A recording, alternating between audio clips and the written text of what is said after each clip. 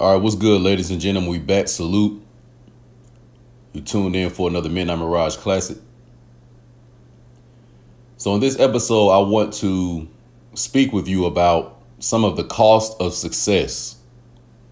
In this episode, we're going to talk about some of the cost of success, the two paths you can take, the path of sorrow added, and the path of suffering up front for a good outcome in the future. All right. So in this episode, we're going to talk about the cost of success and how it basically breaks down to a fork in the road where you're going to have a path of least resistance and you may get immediate success and immediate results, but there will be some type of a blowback and there will be some type of a sorrow added at some point down the line. So it may not show up now, but it's going to unravel at some point. And you're going to have to pay for that success that you received up front. So you have the path of sorrow added. And then you have the path of when you make a sacrifice for future success and the pain that you have to endure in the current present moment. All right. So you got two paths to success and both of them require pain and suffering. All right. Most of us are familiar with these mythologies or stories, allegories, where you hear about a man or a woman who wants to obtain success. And in order to obtain that, they may come across a malefic dark force or entity. And it may let them, it may make them aware that, hey, I can help you become successful. But in return, you have to, quote unquote, sell me your soul. All right. So most of us are familiar with taking that dark path to get success. But even on the, quote unquote, righteous or light path to success, whether you think you're under so-called God, so-called Allah, or any other quote unquote righteous force, will say. But that role is also going to require some kind of suffering as well. All right. So there is a cost of success when it comes to taking the right road, too. I remember the other day when I was doing some, research for some future projects I'm working on. But I was looking in the comment section of a video that I was reviewing. And there was the wife of a 75th Regiment Army Ranger in the comment section. And she talked about how her husband, some of the trauma and some of the demons and the post-traumatic stress that he deals with, after his military career is over. And there was something very interesting she said. She said basically that although the military made him physically and mentally superior and strengthened him in the area of his mind and his body, but there was a sacrifice made and there was a quote unquote deal with the devil made when it came to his emotional intelligence and some of his emotional state. So in other words, his wife was basically saying that, yes, he was made strong mentally and physically in the military through his training and through his experiences. But in order for him to get that strength, he had to sacrifice some of his emotional intelligence, some of his empathy. And when I read that, it made me look at myself, because I know which path I've taken to get towards success in life. And I know the areas in my life that I've been strengthened. But I will be honest with you, when it comes to certain, parts of my emotions, a little bit of it has been sacrificed, because when you're on that road to success, a lot of it is going to be isolation. A lot of it is going to be certain pain that you're going to have to endure up front, certain suffering. You may be lacking in certain areas. So it's going to be tough at first. You know what I'm saying? It's not like just because you taking the righteous path that everything is going to be good about it. No, there's going to be some suffering involved. Think about in the Bible when it talks about the Shemitic Israelites getting out of captivity in Egypt and how they had to go through they had to go through the wilderness rather to get to the promised land. So yes, the promised land was going to be a place of abundance, milk and honey, security, and a lot of those, traumas that they had in Egypt. They weren't going to have to worry about that anymore, but it was going to come with a major cost. And that major cost was a lot of people died in the wilderness. A lot of the Israelites turned on each other. A lot of the Israelites were killed in warfare. And even certain Israelites like Moses, for example, they didn't even get to make it to the promised land and didn't even get to see what all the hard work and sacrifices that he made. He didn't even get to see the benefits of it. You know what I'm saying? So understand that, that's just part of it, and it's part of the journey. You know what I'm saying? So It's very easy to see if you made a so-called quote unquote deal with the devil, what they give up.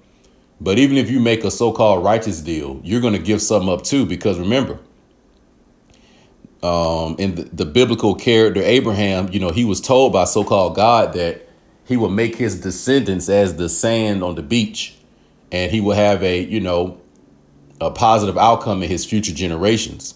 But there was a lot of suffering that had to be endured in his current present time. So that's the first thing, just to serve as this introduction to the video, that understand that if you are seeking God to do something righteous where it's going to benefit you and your family, or maybe even humanity as a whole, in the end, there will be some suffering right now. There will be some pain right now. There will be some trauma right now. All right. So you have to choose wisely on, what you want to deal with. Because basically, when it boils down, when you make a deal with the so-called devil, you will get the immediate return on what you're asking for, but you're going to have to pay later. So it's almost like a credit card. You're going to be able to swipe now and use the credit, but later on, you're going to have to pay the credit bill when it shows up. And then you're going to have the interest payments that are going to start to accrue on it. So it can get out of control if you don't know how to handle it. You know what I'm saying? So that just serves as an introduction that whether you are, making a quote unquote demonic choice, or whether you're making a quote unquote righteous or godly choice, there will be suffering involved. All right. So don't think that there won't be a cost for your success. No, there will be a cost. And you're going to not necessarily change or be modified, but certain parts of you will be probably altered a little bit. As I said, like I could just briefly speak on myself, that emotional part, like this road to success has made me, as I've said before, cold as a serpent. And sometimes what that can do is it can push away loved ones, family and friends. It can make you sometimes a little hard to be around when you're in a constant, state of concentration, and you're willing to sacrifice everything for your end goal. Your loved ones, a lot of the times they suffer from that. And that is why on the screen you see a picture of a male deer and his family with him. Because when you make these deals for success, the loved ones and the people around you that you care for, they're going to follow you down whatever road you choose. So whether you take the demonic dark path to success, immediate gratification, your family and friends will follow you down that road. Or whether you take the path of righteousness, your family going to follow you down that road. So they're going to be there regardless. So you got to understand that, the choice you make is going to affect the people around you. And if you're comfortable and you can deal with what comes with that, then, hey, then make your choice. You know what I'm saying? But understand, whether you take the path of darkness or if you take a path of quote unquote righteousness, there's going to be some suffering involved. All right. And your friends and family will be included in that. All right. Now, what's interesting about this is, it had me thinking about, some of the quote unquote beefs in the North American so-called black entertainment sector. Recently you had one of the Florida rappers named Julio Fulio, brother from Jacksonville. He lost his life from gun violence. And he had a situation where it looked like they, two rival crews from Jacksonville, Florida, had conflict with each other. And a lot of people lost their lives on both sides. You know what I'm saying? Now, when it came to these artists, me, just because I like certain dark kind of street rap, I was a little bit familiar with both of them. But when it came to like being known as like a big celebrity or a big star, these guys weren't really known on that level. Another example would be up in Chicago, where you had some of the GDs and the BDs going against each other.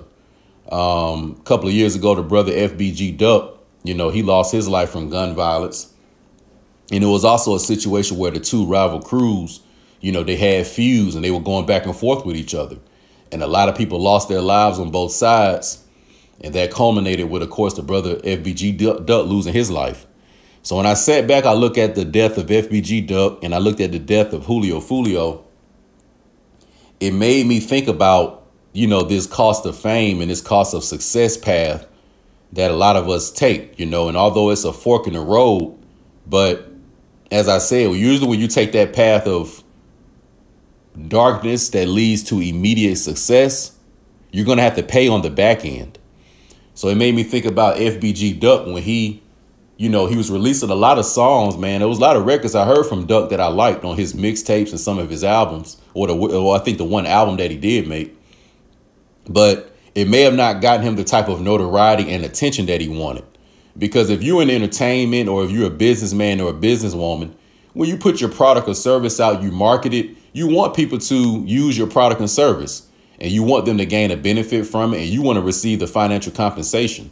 So even these guys that are in entertainment, they are doing it for, a financial reason.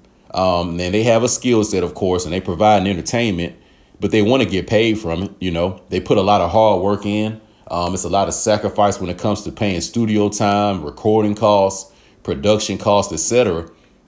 But unfortunately, and right now I'm going to talk about the so-called Black American community of people who have lost their culture, who have lost how they identify with each other. And we really see each other as pawns, and we see each other as stepping stools to use to just basically catapult ourselves closer towards success. And we really willing to do each other in order to get there. But I remember the brother FBG Duck. I remember he made a comment. He was saying he made a song called Chicago Legends. And in the song, I think he was, shouting out different brothers from Chicago, the streets, and no matter what gang side they was on, it seemed like he was trying to shout everybody out. But it didn't get the attention really that he wanted, and probably felt like it deserved to get when he put out a positive frequency or a positive vibration where he tried to, glue the people together. It didn't really work. Same with Julio Fulio. Julio Fulio put out a lot of hard songs. You know what I'm saying? He's a very clever writer. And although a lot of people may know him for his diss tracks, but he had a couple of other songs that was hard that didn't have anything to do with dissing. You know what I'm saying? But when he put the records out, he probably didn't get the kind of attention that he wanted.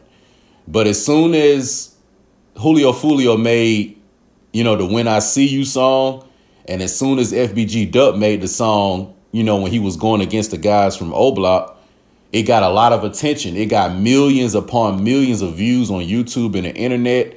They were #1, #2, #3 trending like nationally. You know what I'm saying? So when they put that negative dark vibration out, it got the attention.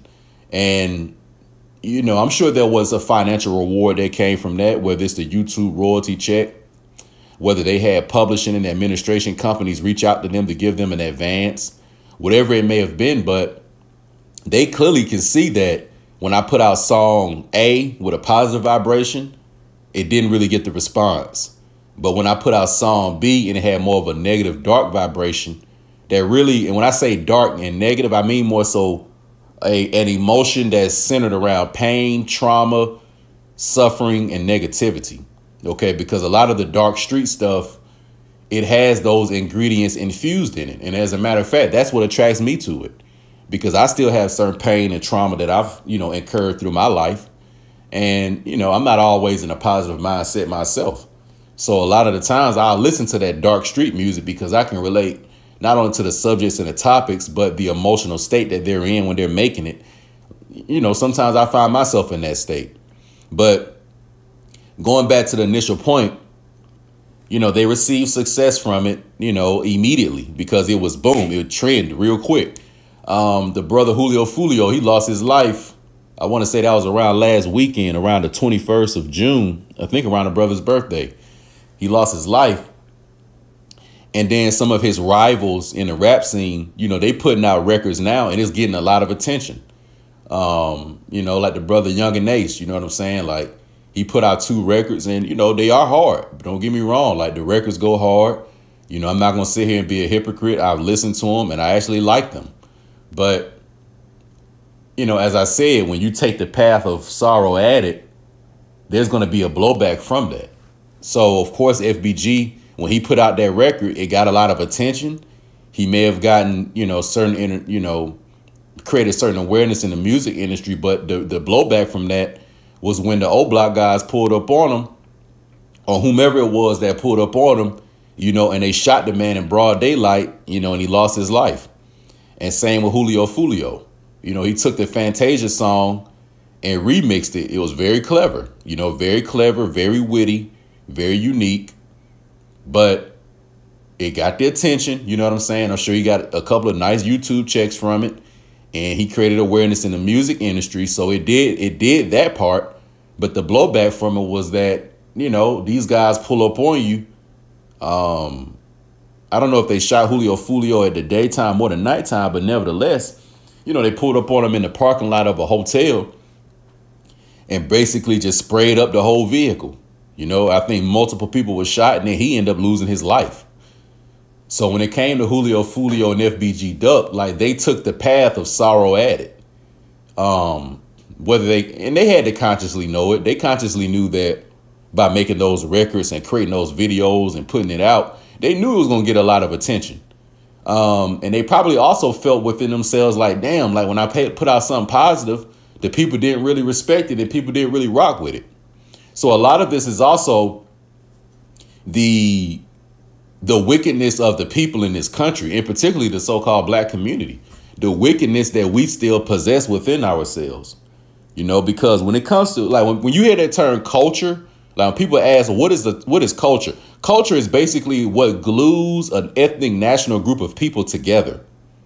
So culture is what glues an ethnic national group of people together. And for people that call themselves so-called black, which is a shade, it's not an ethnicity, it's not a nationality, and it doesn't have a history or a culture associated with it. This is basically a people with no culture. This is almost like a straw man group of people. So we don't really have a way to identify and relate to each other. That's the main problem when you don't have a culture. You don't have a way to relate and identify with each other. So if you don't have a way to relate and identify with each other, it makes it very easy to F somebody over that's from your same ethnic national group. And also these lowly ways that we see ourselves as so-called black people, because a lot of us have extremely low self-esteem. When we leave our homes, when we see other so-called black men and black women, we project that low self-esteem, that low confidence, and that lack of culture. We project that onto other so-called black people. And believe it or not, unconsciously, this makes it very, very easy to be antagonistic and adversarial to other so-called black people. So this is why when it comes to a lot of the street beef and certain stuff that goes on with the gangs and certain stuff in the streets, this is why we can go at each other so hard. You know what I'm saying? But let it be Al-Qaeda. Let it be the Taliban. Let it be the People's Liberation Army of China. Let it be the North Koreans. You know what I'm saying? Let it be the Ku Klux Klan or some of these other domestic terrorist groups.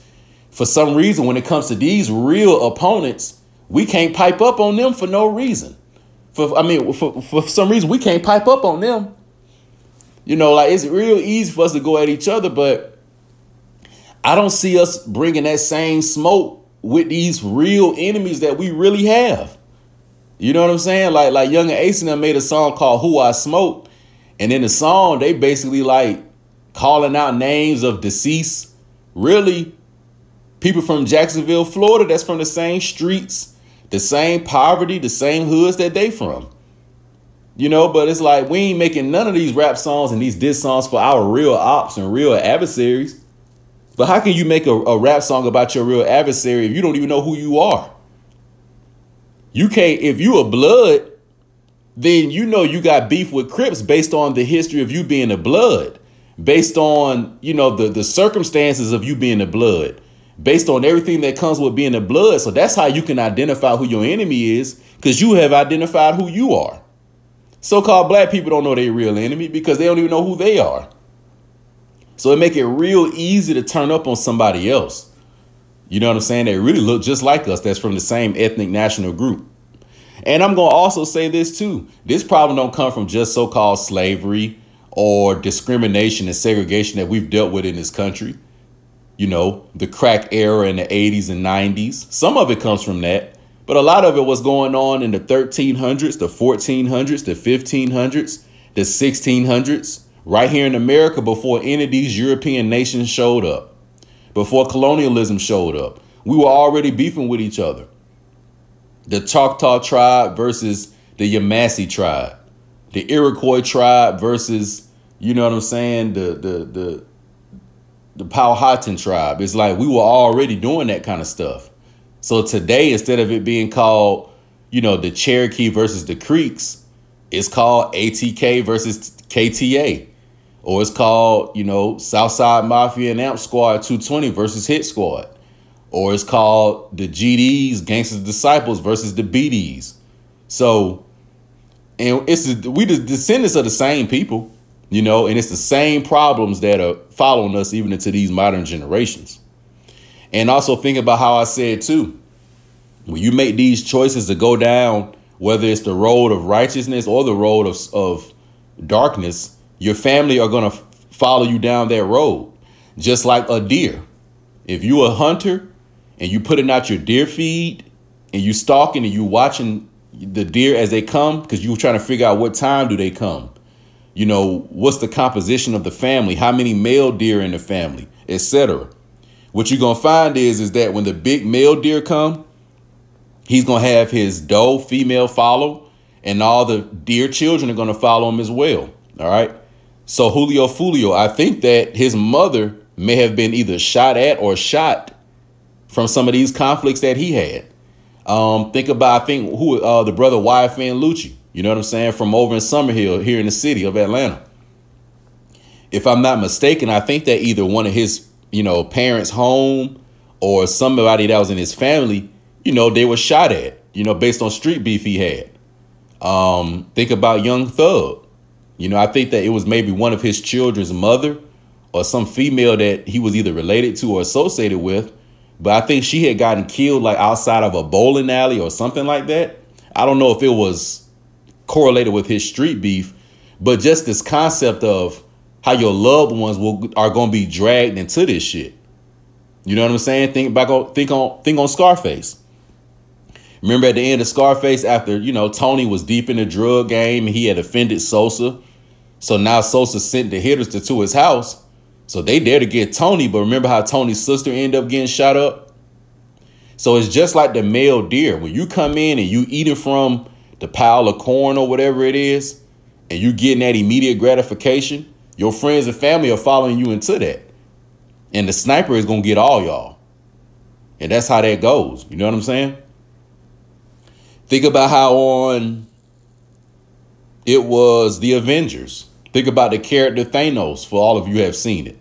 Remember, Thanos was going for the highest level of power, aka he was on that road to success. But remember the big cost that came with that? Remember the young woman that Thanos actually loved? All right. And even though he was seen as a dark person, but he actually did have somebody he cared for, that his heart was actually, you know, tied to. And what did Thanos have to do in order to get all the jewels to put in his the gauntlet on, to put on his glove? You know what I'm saying? He had to sacrifice somebody he loved. That was one of the most powerful scenes in that movie, because that's exactly what this stuff is. You know what I'm saying?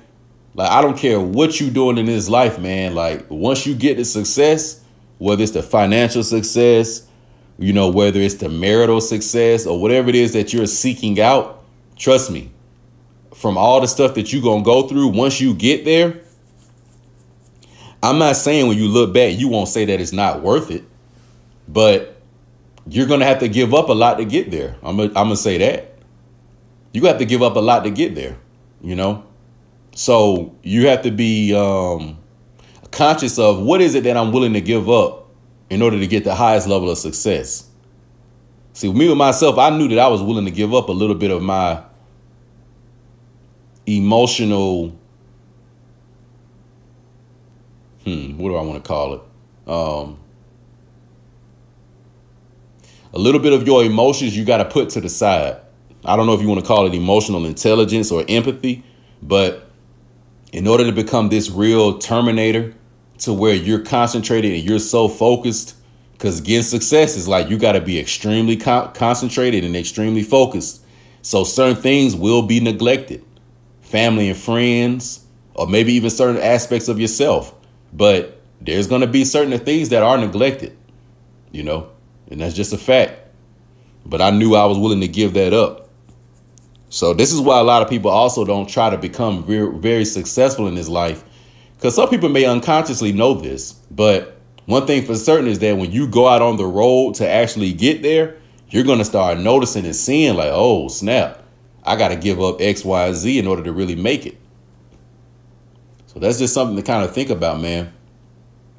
And, you know, we're going to wrap it up with this, but let's just be real, y'all, like especially so-called Black Americans. We love the negativity. We love the darkness. You know what I'm saying? It reminds me of a song that T.I. had with Usher on his album T.I. versus T.I.P. They had a song, Your Life is My Entertainment.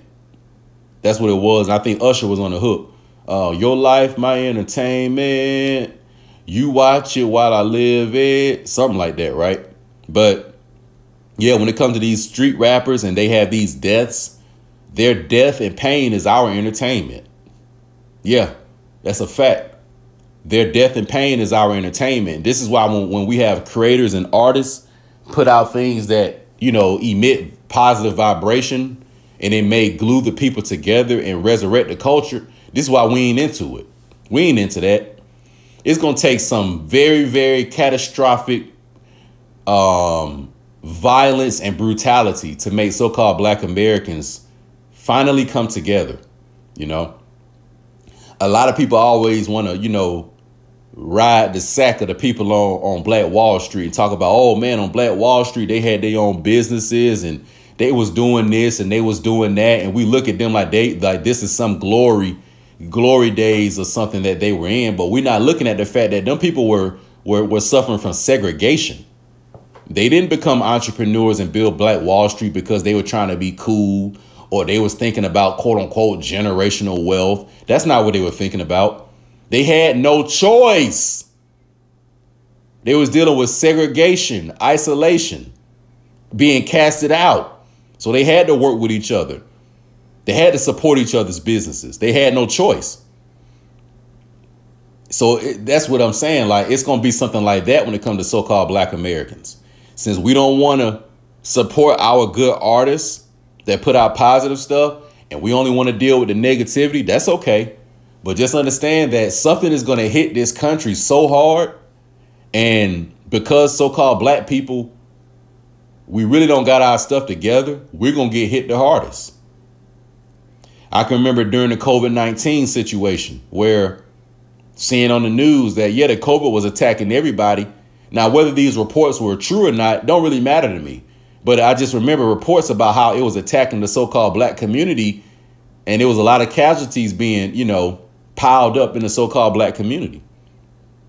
So whether it's the COVID-19 or whether it's feminism, understand that the so-called Black community is the guinea pig for all this stuff. And we're going to get hit the hardest.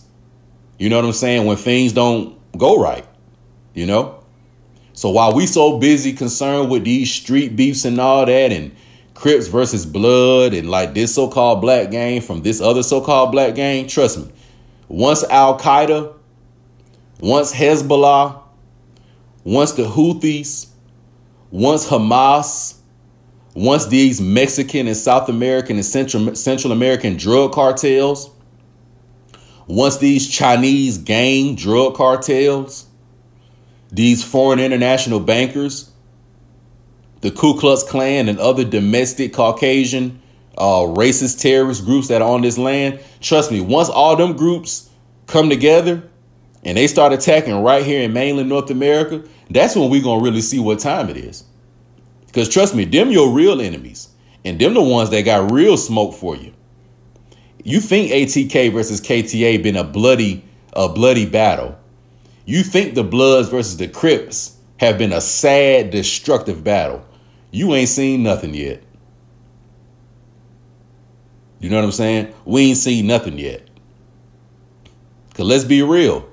When it comes to, you know, the brother Young and Ace, his songs are out and they getting these millions of views and it's trending #1 and #2. Don't get me wrong. There are people from other ethnic national groups that are tuning in, you know, and checking out what's going on. And some of them may like the songs and some of them may not. But these artists are getting majority of their support from so-called Black Americans because those are the communities that they come from. So we are the ones that don't support these guys when they put out a Chicago Legends. You know what I'm saying? Or Fulio may have put out another song, you know, CCG or something like that. You know, or Splat music. Even though it's a lot of his music, he did still somehow, find some way to diss somebody. But Fulio got some good tracks out there. You know what I'm saying? He got a couple of them. So I ain't going to do the brother like that. And same with FBG Duck. Like, these guys didn't just make diss songs only. Same with King Von. Same with Tupac. You know what I'm saying? Like, these brothers didn't make just diss songs only. But they're known for their diss records. Because these diss records hold a lot of dark pain and trauma and suffering. And that is what the so-called black community emits the most. Dark pain, trauma, and suffering. And that's why we gravitate towards that. So yes, these other groups, they're tuning in. But trust me, this stuff is trending number 1 and number 2 because of so-called black Americans. Just go look in the comment sections. You know what I'm saying? Like, this is coming from so-called black Americans. And also, too, let me give credit to the ones out there that see what time it is. A lot of people in the comment section see that, you know, there's going to be a cost paid for putting that kind of music out. Because there is no such thing as karma. Let me say that, too, before we end it. There is no such thing as karma. Karma does not exist. OK, that's a Far East Asian Buddhist concept for their religion and spirituality. OK, what you do have that's in reality is cause and effect. OK, cause and effect is real. Karma is not. Karma may just be a cool word for cause and effect. So I don't want to hear nothing about, oh, well, you know, the energy you put out, you're going to receive. A lot of that don't be true. You know what I'm saying? A lot of people in this life are going to do some negative demonic deeds and there will never be a consequence from it. And you're going to have people in this life that are righteous, that are positive, and they quote unquote do the right thing. And in the end, they're going to get effed over. OK, so that's just how it goes. Down here on this earth, the free will of man and woman rules all. The Almighty Creator itself and even the satanic forces of creation, they may have influence, but the ultimate choice is always going to be down to the human being, the man or the woman. OK, so it's up to us. You know what I'm saying? And this is just all facts, man. This ain't no emotions. This ain't, you know, this just is what it is, man. So y'all just think about that a little bit. You know what I'm saying? Like, when you on your road to success, trust me, you're going to have to put something on the altar. You're going to have to sacrifice something for that, my guy or my gal, whomever you may be. And it's going to be expensive as hell. Success is very expensive. And I'm going to leave you with that. The cost of success is very expensive. Whether you get the success now or you get it later, you're going to have to pay something for that success either now or you got to pay for it later. I can tell you this, if in the end, it's going to be a positive outcome, your friends and family and humanity as a whole will benefit from it. And it will be a righteous situation and circumstance for the earth environment. If that's your desired outcome, then you're going to have to pay something very expensive right now and up front. You're not going to be able to use a credit card. No, you're going to have to use your checking account. You're going to have to pay blood, sweat, and tears right now. And you're going to have to see that come out of your account right now. But if you choose to do something and you want the success more immediate, you don't really want to wait, then you'll pay on the back end. You'll pay later on. You know what I'm saying? It'll be like you get to use the credit card now and you get the item now and you get the benefit from it. You get the satisfaction and the joy from it. But as time goes on, when you done moved on to something else and you working on something different, that's when the credit card bill is going to show up. That's when the interest payments are going to start to accrue. So just understand that if you take the path of no sorrow added, then you're going to pay something right now. But if you take the path that's going to lead to destruction and damnation in the end, then you'll pay for it later on. So as a man or a woman, you look yourself in the mirror and you decide which one you rock with. And like my boy BG say on his album, it's all on you. Stay tuned for the next one. I'm out.